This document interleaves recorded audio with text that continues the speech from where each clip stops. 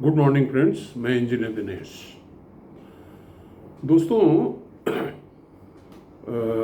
पहली चीज़ तो मैं अपने बारे में ये बता दूं कि बेसिकली आज की डेट में मैं एक एंटरप्रेन्योर हूं और मुझे कतई आप ये न समझें कि मैं एक मोटिवेशनल स्पीकर हूं। जो कुछ भी मैं आपसे शेयर करता हूं अपने व्यक्तिगत अनुभव और जो ज्ञान मैं हासिल करता हूँ वही मैं शेयर करता हूँ, और जब तक उसको मैं टेस्ट न कर लूँ तो मैं यहाँ पे उसको नहीं लाता हूँ। सिर्फ किताबें पढ़ करके कोई उद्धरण कहीं से निकाल करके आपको बताऊँ, ये मेरा काम नहीं है। दोस्तों, मैंने कुछ लेक्चर्स दिए, ख़ास तौर से उन बच्चों के लिए एड्रेस था वो, कि आप अपने जीवन का अमूल्य समय 5-6 साल 8 साल का जो कॉम्पिटिटिव एग्ज़ाम्स में खर्च करते हैं वो समय आपका लॉस्ट गया।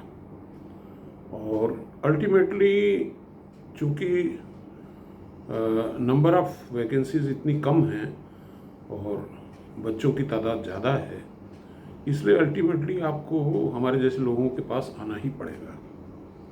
इसलिए कि जीवन इतनी अमूल्य चीज़ है जो आपको मिली हुई है, तो अगर एक कॉम्पिटिटिव एग्ज़ाम में नहीं आए तो वहीं जीवन समाप्त नहीं हो जाता है। इनफैक्ट जीवन वहीं से शुरू होता है, योर स्ट्रगल। दोस्तों, आपको मैं बताऊं कि एक शब्द है मेटामॉर्फोसिस। तो इसमें बटरफ्लाई की कहानी मैंने पहले भी शेयर की हुई है आपसे, लेकिन होता क्या है, देखिए कि बटरफ्लाई जब कैटरपिलर शेप में होता है तो रेंग रेंग के चलता है और उसको घास फूस मिलती रहती, खाता पीता रहता है। लेकिन अचानक से जब वो घास नहीं मिलती उसको खाने के लिए, पत्तियाँ, और वो 1-2 दिन भूखा रहने के बाद उसके पंख निकल आते हैं।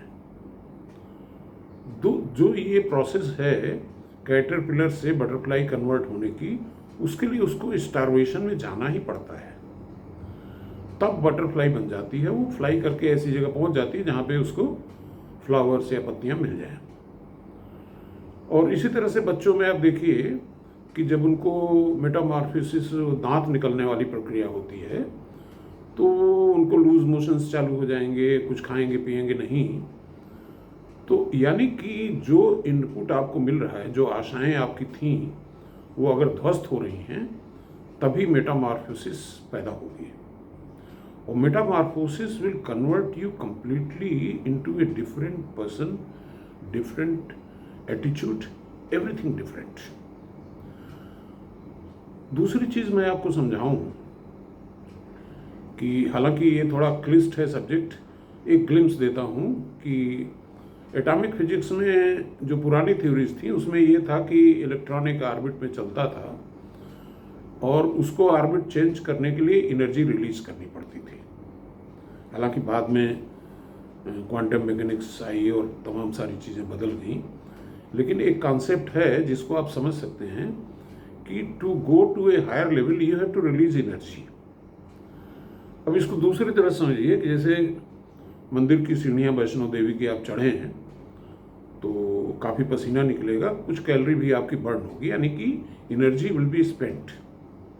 तब जा करके एक हायर लेवल पे आप पहुंचते हैं जहाँ पे पोटेंशियल एनर्जी आपकी ऑटोमेटिक बढ़ जाती है। यानी कि वहाँ से अगर पत्थर फेंके हैं नीचे की तरफ, तो नीचे आते आते उसमें बहुत सारी काइनेटिक एनर्जी हो जाएगी। अगर 1 मीटर हाइट से जो पत्थर गिराएंगे वो उसमें उतनी एनर्जी नहीं होगी जितना आप 100 मीटर से हाइट से गिराएं। mgh होता है फार्मूला उसका, where h is the height. यानी कि जीवन में कुछ भी अटेन करने के लिए आपको तपस पैदा करनी है, पसीना निकालना ही पड़ेगा। It is not so easy. अगर आप चाहते हैं जीवन में मेटामॉर्फोसिस हो तो आपको स्टारवेशन जोन में जाना ही जाना है, तपस पैदा करनी है, पसीना बहाना है, फोकस करना है किसी एक चीज़ पे, तब वहाँ से रिजल्ट निकलना है।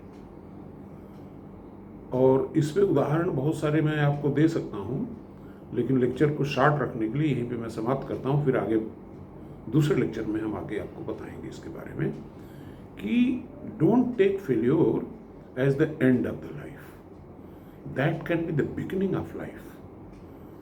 That is the point where metamorphosis will happen, and that will change you as a person. That will take you to higher level.